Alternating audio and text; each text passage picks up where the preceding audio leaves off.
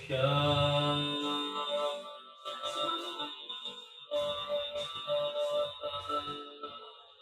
سے حسین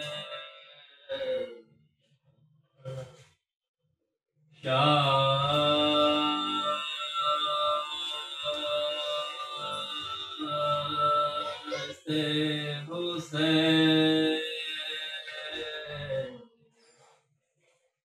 بادشاہ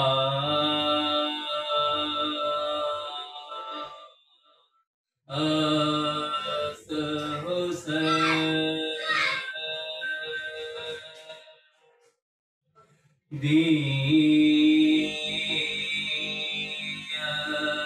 سے حسین دی پناہ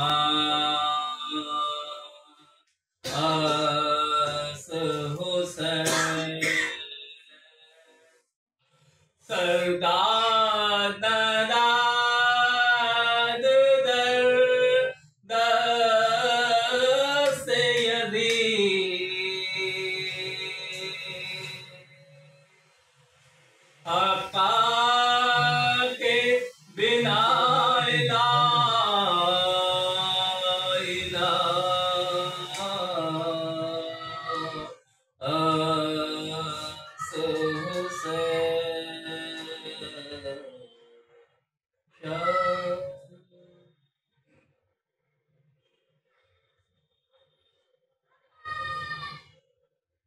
حسین بن کے زمانے پہ چھا گئی زینب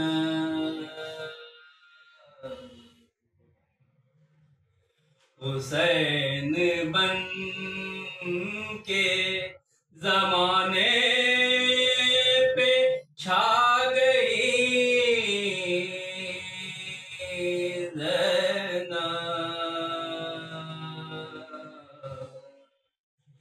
زبان تیغ سے کوفہ ہلا گئی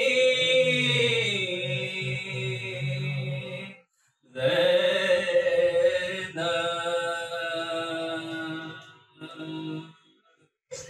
قدم قدم پہ جلائے حسینیت کے چراغ قدم قدم پہ جلا حسینیت کے چراغ دیے یزید کے سارے بجھا گئی زینب حسین بن کے زمانے پہ چھا گئی زینب محمد وآل محمد صلوات اللہم صلی علی محمد وآل محمد مجرئی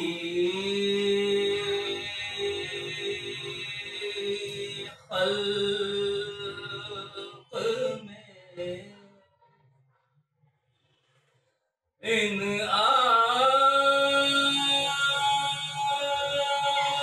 آنکھوں نے کیا کیا دیکھا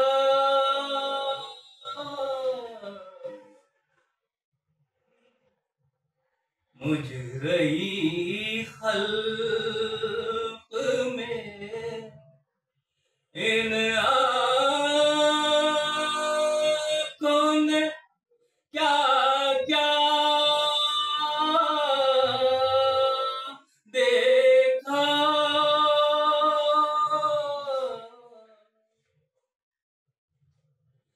پر کہیں سے پیغمبر سنا آقا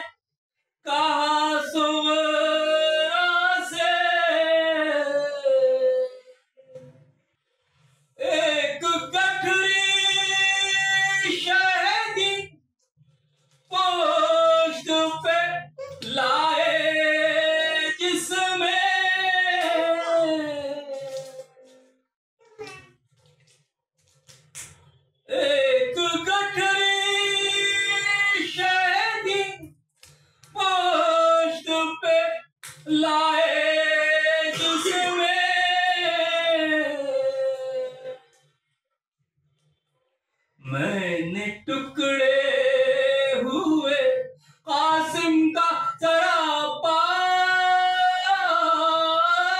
دیکھا،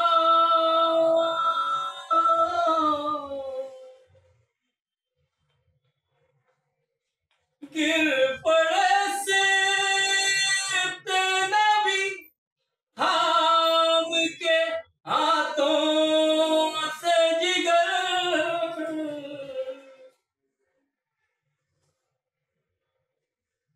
گر پڑے سبط نبی تھام کے ہاتھوں سے جگر،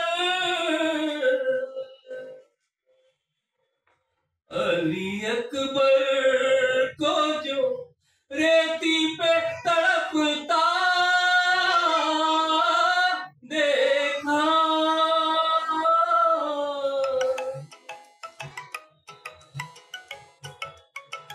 بیردا خلق میں اس بی بی کے سر کو دیکھا،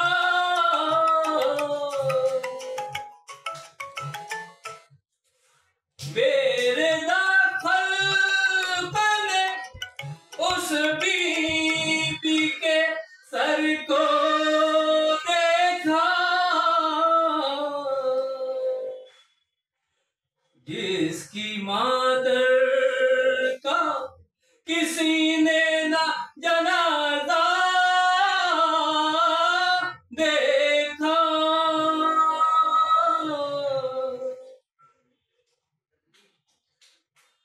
میں نے دیکھا علم شاہ کو آلودہ خون، میں نے دیکھا علم شاہ کو آلودہ خون، میں نے نیزے پہ سر دلبر زہرا دیکھا،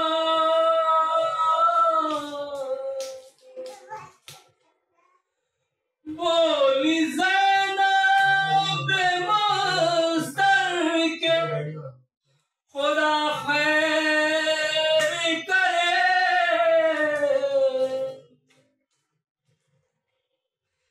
بولی زینب مستر کے خدا خیر کرے، رات کو خواب میں اڑیا سر ذرا دیکھا،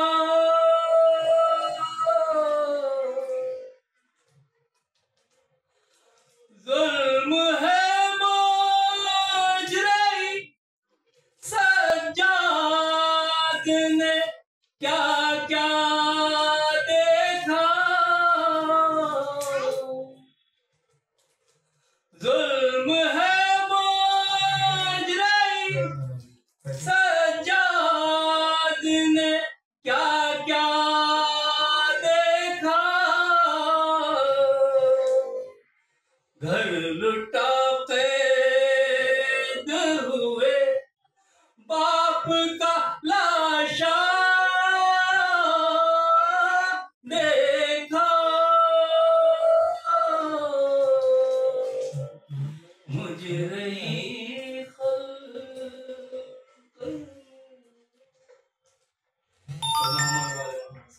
اللہم صلی علی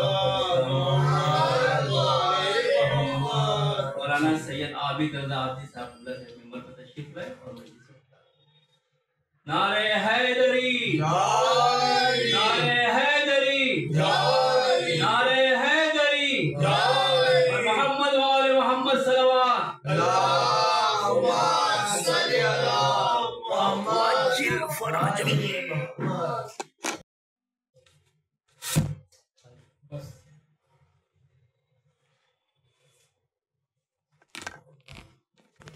رحم الله من قرأ الفاتحة. بسم الله الرحمن الرحيم.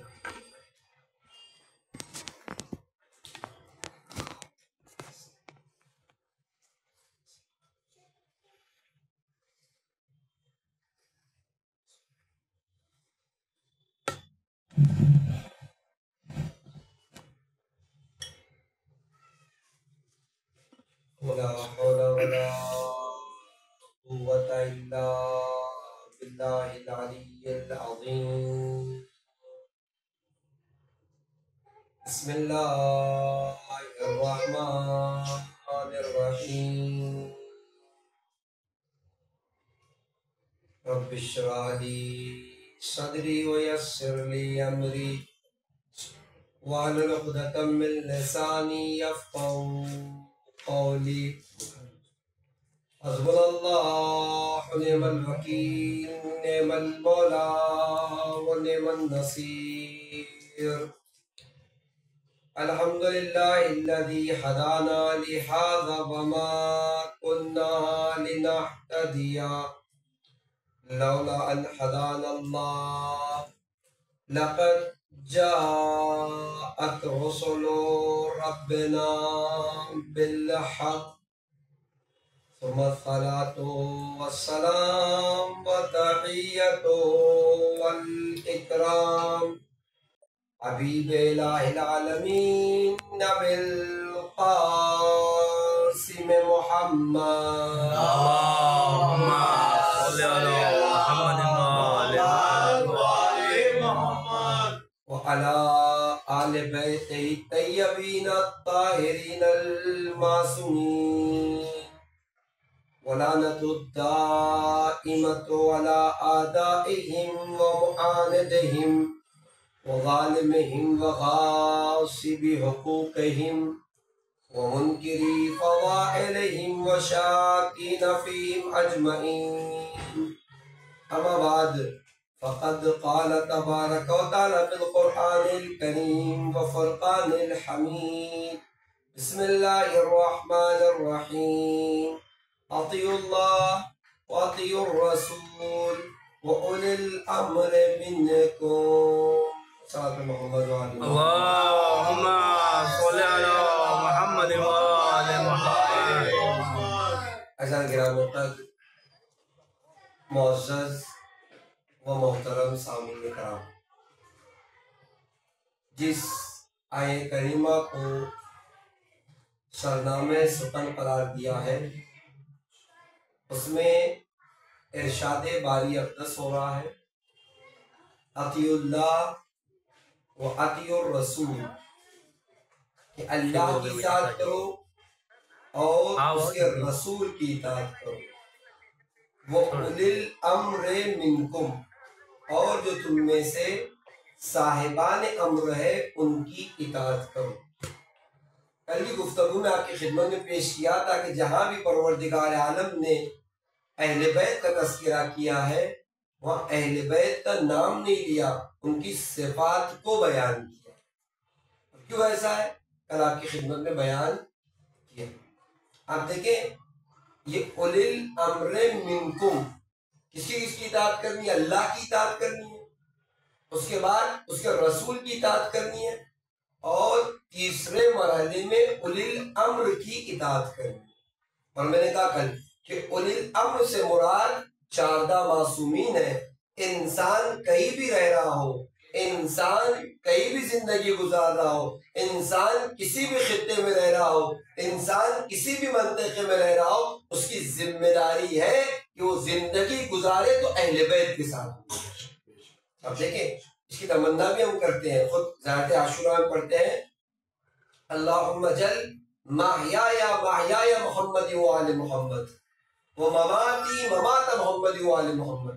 اے پروردگارہ ہماری زندگیوں کو اہل بیت اور محمد و آل محمد کی زندگی کے طرح سے قرار دے، اور ہمیں موت آئے تو محمد و آل محمد کے طریقے سے موت آئے. یہ ایگزام میں کہتے ہیں مولا کو مخاطب یجعلنی معکم، مولا ہم یہ چاہتے ہیں کہ ہم آپ کے ساتھ ہو جائیں. اب ایک سوال یہ پیدا ہوتا ہے کہ کیا ممکن ہے کہ کسی بھی علاقے میں کسی بھی منطقے میں، کسی بھی ایریے میں، کسی بھی ملک اور علاقے میں ہوتے ہوئے انسان اہل بیت علیہ السلام کے ساتھ زندگی گزارے؟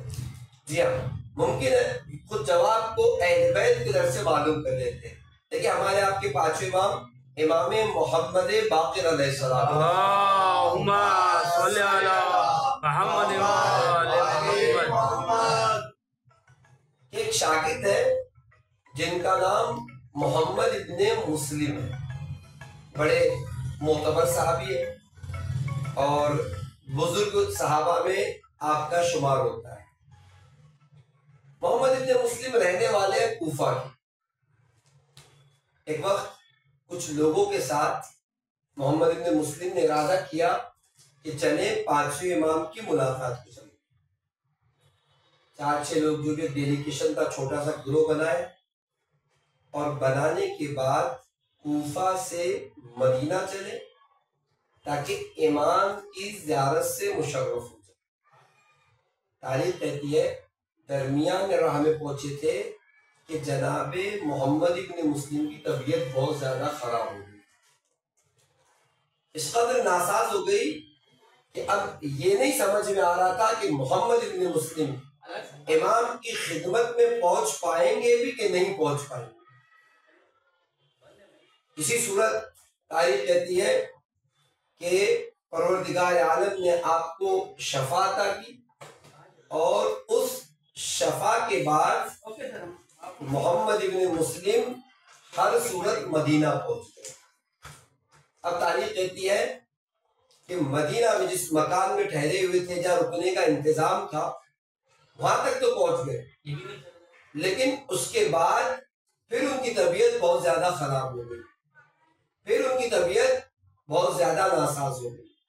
اب جب طبیعت ناساز ہو گئی تو اپنے ساتھیوں سے کہا کہ دیکھو میری اس وقت یہ حالت نہیں ہے کہ میں تمہارے ساتھ امام کی خدمت میں چل سکوں، آپ لوگ جاؤ امام کی زیارت کرو اور امام کی خدمت میں میرا سلام کہہ دینا اور کہنا کہ محمد ابن مسلم ہمارے ساتھ آئیں گے، صحت یاب ہوں گے تو آپ کی خدمت میں زیارت کا شرف حاصل کریں گے۔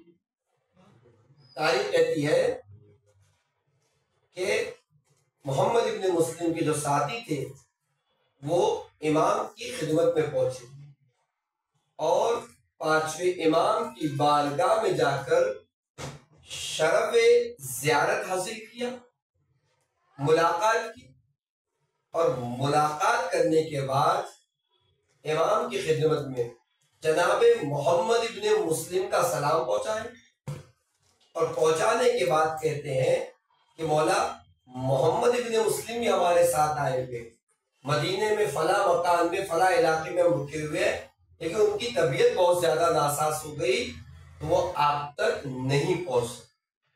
امام نے کہا کوئی بات نہیں، ایک پانی لیا اور اس پانی پر کچھ دم کیا اور دم کرنے کے بعد محمد ابن مسلم کے لیے ان کے ساتھیوں کو دیا کہ محمد ابن مسلم کو پینے کے لیے کہو کہ کیا یہ صحیح کہہ رہا ہے؟ پتہ ہے تاریخ کہتی ہے کہ دوسروں کچھ لوگوں نے جواب دیا اگر غلط نہ کہتا تو جیسے انہوں نے یزید کے خطیب کو ٹوکا ہے یزید بھی اسے ٹوک دیتا، یزید کا نہ ٹوکنا اس بات کی دلیل ہے کہ غلط نہیں بول رہا ہے، لہذا صحیح بولا۔ اب آپ غور کیجئے کہ بس بات میں تمام کرو، اسے زیادہ طولانی نہیں کرنا چاہتا۔ اس کے بعد 7 فضیلتیں ہمیں عطا کی، منا نبی المختار، ہم میں سے نبی مختار ہے۔ اس کے بعد منا صدیق، صدیق ہم میں سے ہے۔ منا طیار، طیار ہم میں سے۔ اس کے بعد منا اسد الرسول، منا اسد اللہ، اسد اللہ ہم میں سے۔ منا اسد الرسول، یہ حملہ وہ حملہ تھا چوتھے امام کا کہ جو یزید بھی نہ سمجھ پایا کہ ہوا کیا۔ منا اسد الرسول، جس میں اشارہ ہے جناب حمزہ کی طرف، کیوں؟ کیونکہ اب جب زمانہ سنے گا کہ حمزہ ہم میں سے ہے، ایسی بات سوال آئے گا کون حمزہ؟ رسول کے چچا تھے، وہی حمزہ جس کا کلیجہ چبایا گیا ہے، جب کلیجہ چبانے کی بات آئے گی تو پھر سوال آئے گا چبایا کس نے تھا. جب چبانے تک نوبت آئے گی تو واضح ہو جائے گا کہ جو قیدی ہے وہ کون ہے, یزید ہے وہ کون ہے, کہ جس کی دادی نے کلیجہ چبایا. اس طریقے کے بہت سے حملے ہیں جو پورے خطبے میں انشاءاللہ کبھی اور موقع رہے گا پیش کریں گے, جو امام نے کیے اور دربار کے مزاج کو بدل دیا. میں نے کہا وہ جال جو یزید نے چوتھے امام کے لیے بچھایا تھا, امام نے اسی جال میں یزید کو پھنسا دیا اور پھر اس سے باہر نہ نکلنے دیا. بس آپ کی خدمت عرض کروں, کتنے سال شام کا میدان سجایا گیا تھا؟ 46 ایئر. خطبہ اٹھائیے, بڑی مشکل سے اگر وہ خطبہ دیا جائے تو 40 اور 45 منٹ سے زیادہ کا نہیں ہے. بس ایک جملہ چوتھے امام کی شان میں سن لیجیے, بات تمام ہو جائے گی. یاد رکھیے سجاد اس ذات کا نام ہے جو 45 اور 46 منٹ میں حکومت بنی امیہ کے 46 سال کو پلٹ کر رکھتے اسے سید سجاد. اور محمد والے محمد صلی اللہ علیہ وسلم. 46 سال کی محنتیں ایک طرف اور 45 اور 46 منٹ کا خطبہ ایک طرف, جس نے سارے 46 سال کی محنتوں کو برباد کر دیا ہو اسے سید سجاد کہا جاتا ہے. ایک دو باتیں اس کے بعد بھی, انا ابن مکہ والمنا, یہ جو امام نے شروع کیا ہے وقت نہیں رہ گیا اس لیے بیان کیا ہے کہ لوگ سمجھ جائیں کہ حسین کسے کہتے ہیں, حسین کون تھا, اس کا دادا کون تھا. لہذا وقت نہیں ہوتا, پھر کہیں پیش کریں گے ابن مکہ ابن منا کیوں کہا امام نے, ایک ایک چیز کیوں بتلائی. کیا کرو کسی کا کہتے کہ انا علی ابن الحسین, حسین کا بیٹا نہیں, انا ابن مکہ انا ابن زمزم, سب بتایا. یہ بتا دیا کہ یاد رکھو اگر آج دین ہے تو صدقہ ہے ہماری قربانیوں کا کہ دین تمہارے پاس موجود ہے. اس طریقے سے جانے گرامی چوتھے امام نے کربلا کو بچایا. تو خطبہ ہے, اس کے علاوہ بہت سے کام ایسے تھے جو چوتھے امام نے کربلا کو بچانے کے لیے. میں آخری بات پیش کروں, ربط مصائب اور بات کروں. آپ دیکھیں چوتھے امام کی زندگی کو اگر اٹھائیے گا نا, امام نے اپنی زندگی میں بہت سے غلام خریدے. حکومت کی سخت نگاہ کی بعد کربلا بھی کئی غلام مینا کے میدان میں آزاد کر دیتے تھے. کسی کو یہ نہیں سمجھ میں آتا کہ امام ضرورت تھی اتنے غلام کی, نہیں, گھر لے آتے تھے, انہیں مجلسیں برپا کرتے تھے, انہیں بٹھا کر کربلا سناتے تھے, انہیں دین کی تعلیم دیتے. ایک سال میں غلام کو ٹرین کرتے تھے اور جب وہ کربلا سیکھ لیتا تھا, کربلا اسے سمجھا دیتے تھے, کربلا اسے سنا دیتے تھے, تو اسی سال لے جا کر مینا کے میدان میں غلام کو آزاد کر دیتے تھے رائے خدا میں. اب یہ غلام افریقی غلام ہے, اب یہ غلام حبشی غلام ہے, اب یہ غلام کسی اور علاقے کا ہے. جہاں جہاں یہ غلام واپس جاتا تھا اکیلے نہیں جاتا تھا, عزاداری ساتھ لے کر جاتا تھا, کربلا اپنے ساتھ لے کر.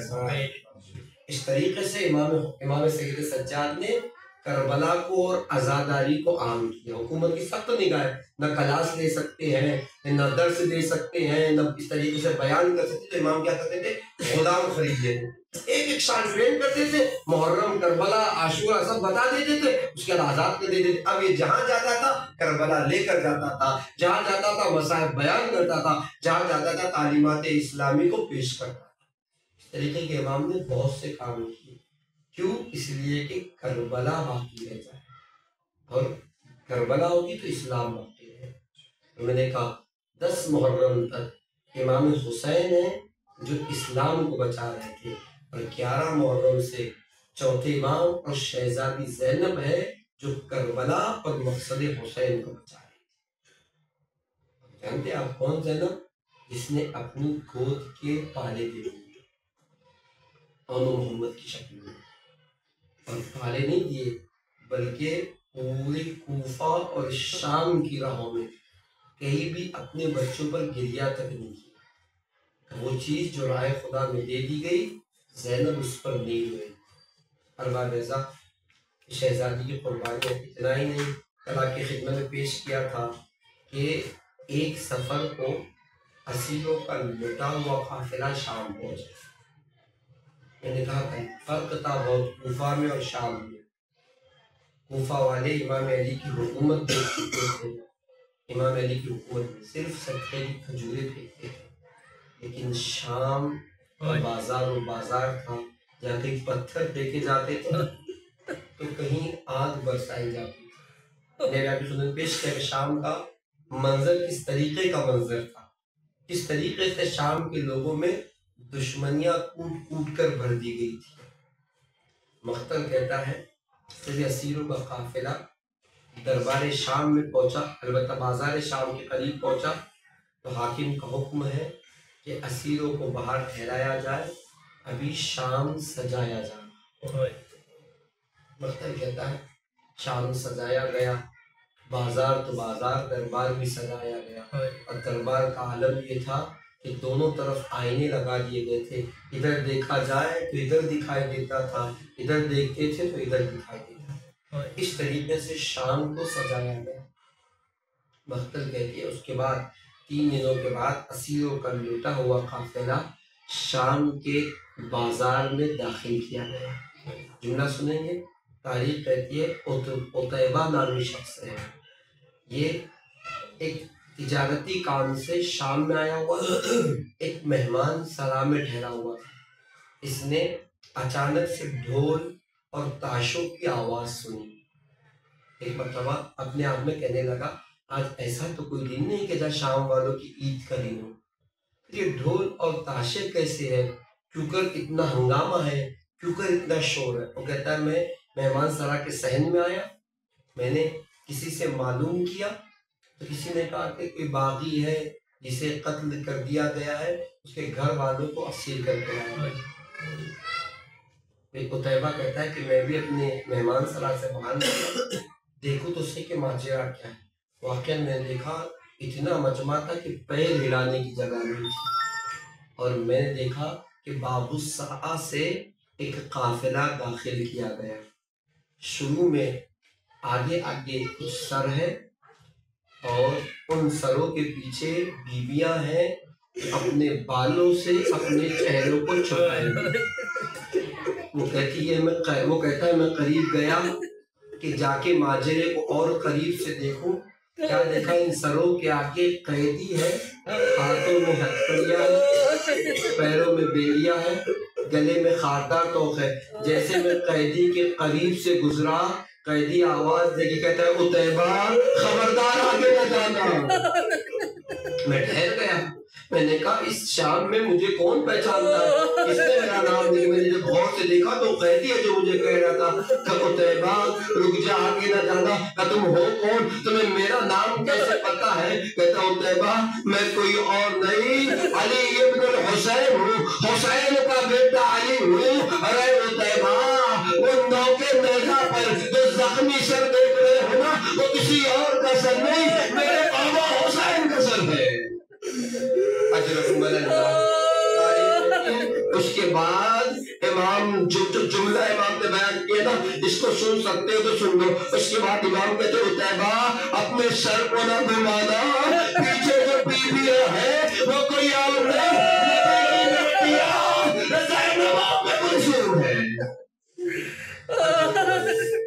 اللہ کو کسی غم میں نہ اڑائے سوائے غم کربلا۔ عتیبہ نے مولا اس خادم سے کوئی خدمت ہو سکے تو عرض کرنا۔ جملہ سنیں گے، دل پر ہاتھ رکھ کر سننا، مولا یہ آپ کا خادم حاضر ہے، کوئی کام ہو تو بتائیں، خدمت کروں۔ ارباب ادا یاد رکھیے گا بہت سخت ترین مرحلہ ہوتا ہے کسی خوددار کو اگر کسی کے سامنے ہاتھ پھیلانا پڑ جائے، سوال کرنا پڑ جائے۔ مختل کہتا ہے امام نے پوچھا عتیبہ یہ بتاؤ پیسے کتنے ہیں تمہارے پاس؟ مختل کہتا ہے عتیبہ کہتا ہے مولا 2000 درہم ہے۔ عتیبہ ایک کام کرو ان 2000 درہم کو لے جاؤ اور بازار میں کچھ چادریں خرید لے آؤ۔ تاریخ میں بھی ہے عتیبہ خود کہتا ہے میں گیا ہوں کچھ چادریں میں نے خریدی اور خرید کر لے آیا،